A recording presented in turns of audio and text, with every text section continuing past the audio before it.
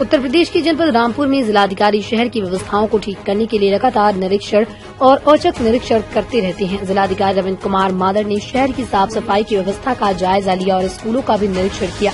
जहां पर साफ सफाई या गंदगी मिली उसको लेकर सफाई सुपरवाइजर के खिलाफ कार्रवाई के आदेश दिए। उसके बाद जिलाधिकारी का कारवां तहसील शाहबाद में गया, जहां पर जिलाधिकारी ने कई स्कूलों में शिक्षा के स्तर का जायजा लिया और शिक्षकों से उनकी जिम्मेदारियों के बारे में जाना।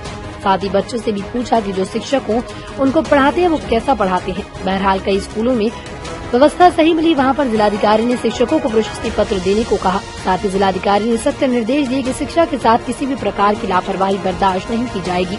आईएनए के लिए जनपद रामपुर से संवाददाता कामरान नामर की रिपोर्ट। सर, आज आपने शहर का भ्रमण किया और तहसीलों के कई स्कूलों का भी भ्रमण किया और बंदे पर भी आए, क्या कहना चाहेंगे सर? देखिए, जो हमारा लगातार प्रयास है कि नागरिक सुविधाएं अपने सर्वोत्कृष्ट स्तर पर पहुंचे और लोगों को जो नागरिक प्रशासन है उसके द्वारा राहत महसूस हो और लगे कि प्रशासन और शासन जो है वो हमारे साथ है। माननीय मुख्यमंत्री जी का यही प्रशासन को लगातार संदेश रहता है कि हम हमेशा जनता के बीच में उपस्थित रह के और शासकीय सेवाएं जो हैं उसको दें। उसके लिए हम लोग लगातार भ्रमणशील हैं।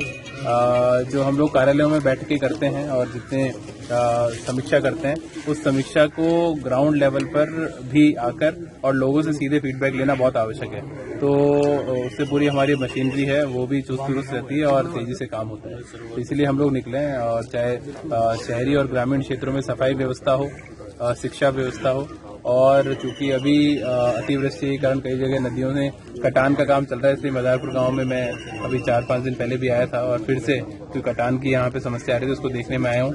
इरिगेशन डिपार्टमेंट की टीम और जो हमारे प्रशासन की टीम और यहाँ के ग्रामवासियों ने, प्रधान जी ने बड़ा अच्छा काम यहाँ पे किया है। अब हम इस प्लान करेंगे जहाँ जहाँ पे भी इस प्रकार से नदी के कटान हो रहा है तो वहाँ पे इरिगेशन डिपार्टमेंट को मैंने कहा है इनका कि सभी जगह जो है बंदों का प्रस्ताव ये बनाए उसको हम लोग स्वीकृत कराएंगे ताकि भविष्य में अतिवृष्टि होती है तो किसानों का खेत कटने की समस्या ना हो, इससे बड़ा नुकसान होता है। सर, स्कूलों का भी भ्रमण किया है आपने, तो किस तरह की स्थिति मिली आपको? स्कूलों का भी भ्रमण लगातार किया है क्योंकि शिक्षा व्यवस्था ही देश की रीढ़ है और जो हमारे ग्रामीण शहरी क्षेत्रों के बच्चे हैं वो वहाँ पे पढ़ते हैं। सभी टीचर्स एक तो उपस्थित रहें, पर्याप्त प्रशिक्षण उनको दिया जा चुका है। टीचर स्कूल में उपस्थित रहेंगे और बच्चों को पढ़ाने में फोकस करेंगे तो निश्चित रूप से जनपद का जो साक्षरता स्तर है वो बढ़ेगा। और न केवल बच्चों को साक्षर बनाने से ऊपर, पहले एक साक्षरता ही चुनौती होता था, अब बच्चों को सबल बनाने के लिए उनको प्रॉपर तरीके से एजुकेट करना, उनको प्रॉपर तरीके से गाइड करना बहुत आवश्यक है, वो टीचर का काम है।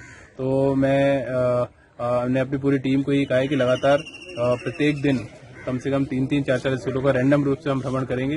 कहीं पे भी टीचर्स अनावश्यक रूप से अनुपस्थित मिलते हैं, निलंबन की कार्रवाई हम लोग करेंगे और बच्चों के शिक्षा के स्तर में भी अगर सुधार नहीं दिखता है अपेक्षित तो भी टीचर्स की जिम्मेदारी हम लोग तय करेंगे, क्योंकि जब सारी व्यवस्थाएं दुरुस्त हैं तो उस पर फिर सबको काम करना चाहिए। मिशन कायाकल्प में कुछ ब्लॉक्स ने अच्छा काम किया है। मैं एक गाँव में गया था, बड़ा खराब वहाँ पे स्थिति थी। ऐसे लोग जो प्रधान और सचिव इतनी चेतावनी के बाद भी नहीं सुधर रहे, ऐसे लोगों को भी निलंबित करने की कार्रवाई हम लोग करने जा रहे हैं। Thank you.